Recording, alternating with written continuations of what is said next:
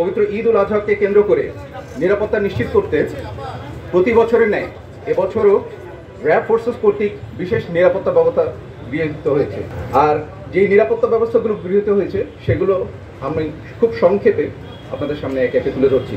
সার্বিক নিরাপত্তা নিশ্চিত করতে র্যাব দেশব্যাপী গোয়েন্দা নজরদারি বৃদ্ধি করেছে।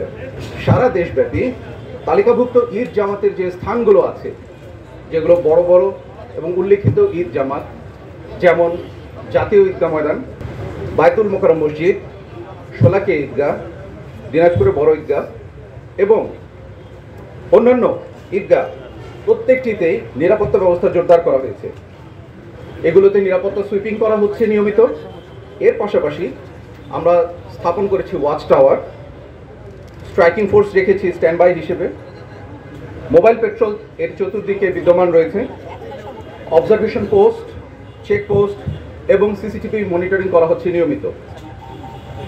এছাড়াও যে কোনো পরিস্থিতি মোকাবেলা করতে র্যাবের ডগ স্কোয়াড এবং বোম ডিসপোজাল টিম সার্বক্ষণিকভাবে প্রস্তুত রয়েছে। এর পাশাপাশি পবিত্র ঈদ উল আজহা উপলক্ষে ঘরমুখী মানুষের নিরাপদে বাড়ি ফেরা নিশ্চিত করতে সকল bus terminal, rail station, launch terminal, ফেরিঘাটে অতিরিক্ত ভাড়া আদায়কে কেন্দ্র করে যেই পরিস্থিতি সৃষ্টি হচ্ছে সেগুলোকে নিয়ন্ত্রণ করার চেষ্টা করা হচ্ছে। টিকিট কালোবাজারি প্রতিরোধ চেষ্টা করা হচ্ছে। অতিরিক্ত যাত্রী বহন এবং হয়রানিও আমরা নজরদারিতে রেখেছি, যাতে সাধারণ জনগণের এই হয়রানিগুলো না হয়। এবং আমাদের সাধ্যমতন চেষ্টা করছি প্রতিটি বাস টার্মিনাল, রেল স্টেশন, লঞ্চ টার্মিনালে আমাদের যথোপযুক্ত লোক উপস্থিত রাখার জন্য সার্বক্ষণিকভাবে দিনে রাতে 24 ঘন্টা, এবং আমরা চেষ্টা করছি পরিস্থিতিগুলোকে নিয়ন্ত্রণে আনার জন্য। ঢাকা অভিমুখী পশু বহনে যে চাঁদাবাজিগুলো হয়, এবার আমরা চেষ্টা করেছি আমাদের সাধ্যমতন সেগুলোকে নিয়ন্ত্রণ করবার জন্য, এবং প্রতিটি হাইওয়েতে এই লক্ষ্যে আমাদের টহল এবং যথোপযুক্ত পেট্রোল নিয়োগ করা হয়েছে। গুরুত্বপূর্ণ যে শপিং মলগুলো আছে, বিপণী বিতান এবং বিনোদন কেন্দ্রসমূহে আমাদের স্ট্যাটিক ডিউটি পোস্ট রাখা হয়েছে। এছাড়াও মোবাইল পেট্রোল, ফুড পেট্রোল, এমনকি মোটর সাইকেলে আমাদের সাদা পোশাকে গোয়েন্দা নজরদারিও চালু রয়েছে, যাতে করে সাধারণ জনগণ উৎসব মুখর পরিবেশে এবং নিরাপদে কেনাকাটা শেষ করে বাড়ি ফিরতে পারে।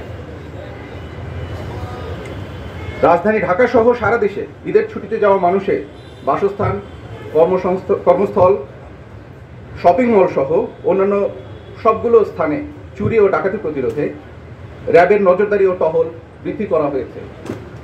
এবং আমি আশা করি যে আপনারা এর প্রতিফলনগুলো গত 3-4 দিন অলরেডি সমস্ত নিউজ মিডিয়া, সংবাদ মাধ্যম, পত্রিকা, অনলাইন পোর্টাল সবগুলোতে আপনারা এর প্রতিফলন আপনারা দেখতে পেয়েছেন। আমি আশা করছি দেশবাসী অত্যন্ত উৎসাহ উদ্দীপনার সাথে ঈদের আনন্দে সামিল হবে, এবং এই আশাবাদ ব্যক্ত করে আমি সবাইকে আবারও পবিত্র ঈদ উল আজহার শুভেচ্ছা জানিয়ে শেষ করছি। ধন্যবাদ সবাইকে।